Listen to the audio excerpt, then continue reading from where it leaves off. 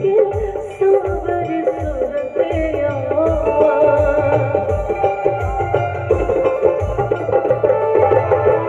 गगन मगन आजू मगन धरतिया देख देखी दुल्हा जी के सांवर सुरतिया कि बाल वृद्ध नर नारे सब बेहाल सखिया बाल कि बाल वृद्ध नर नारे सब बेहाल सखिया चार बोले बाबे बड़का कमाल सखिया चारों बोले बाबे बड़का कमाल सखिया आजू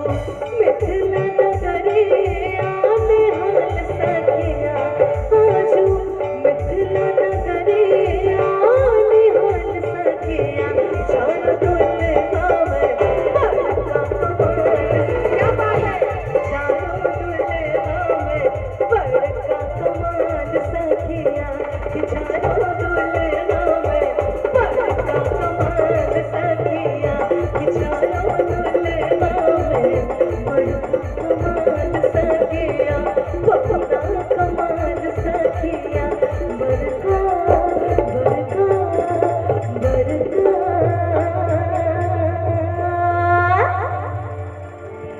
कि चारों दुल्हा में बड़का कमाल सखिया बोलिए श्यावर रामचंद्र की पवन सुत हनुमान की